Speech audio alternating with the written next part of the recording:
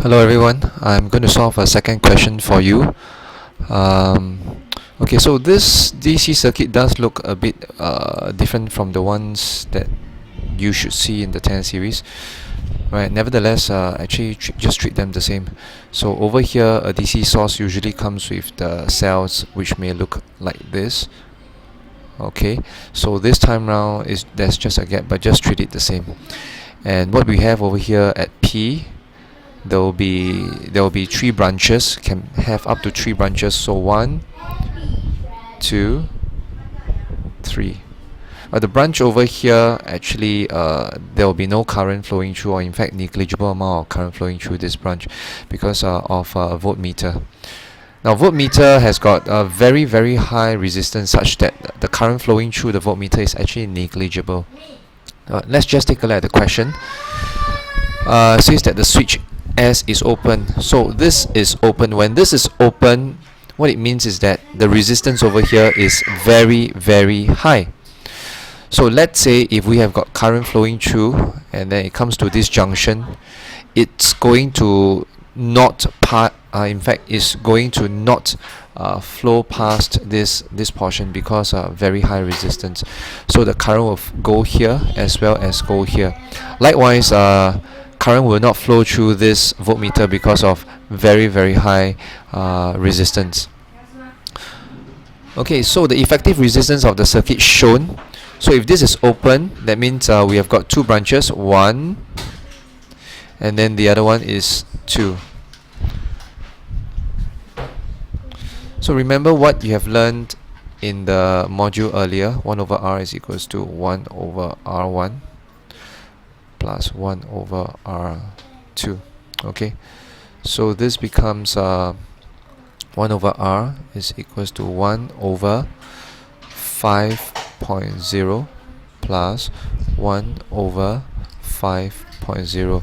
So what do you get? 1 over 5 plus 1 over 5 will be 2 over 5. There's lack of space over here, so allow me to just get straight to the answer. So 1 over 5 plus 1 over 5 is 2 over 5, and you flip it over, or in fact a reciprocal of that, it will be a 2.5. So the effective resistance for the circuit when switch S is open will be 2.5 ohms. Well, next, the amount of current flowing through the path PQR. So let's just see what is PQR. Right, let's just move towards PQR. P to Q to R. So what we have got to know is how much current in fact will flow through the ammeter over here. So let's just find out this current over here. The current over there will determine using V over R. It's equals to 20 ohms divided by the effective resistance calculated earlier. Now allow me to just calculate what is 20 over 2.5. In fact, yeah, straight away I should know it's 8. So it's 8 amperes. So there's a total of 8 amperes flowing through this branch and this branch. And since the two branches have got equal resistance, so 3 plus 2, as well as the other side is 2.5 plus 2.5, meaning to say that the 8 ampere over here will split equally into the two branches. So the amount of current flowing through PQR, in fact, what I've done over here, you just bring it over here and you take 8 ampere divided by 2, that will give us answer of 4 ampere. Okay, now what will be the effect on the lamp if the switch is closed? Now the switch, when it's open, would mean that no current flows through here.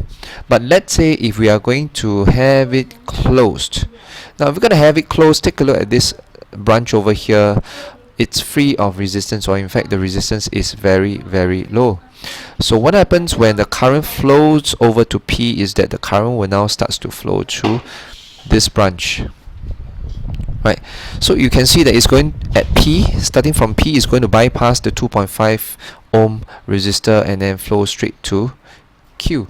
Now how would that impact the brightness of the lamp, right, which has got a resistance of 2.5?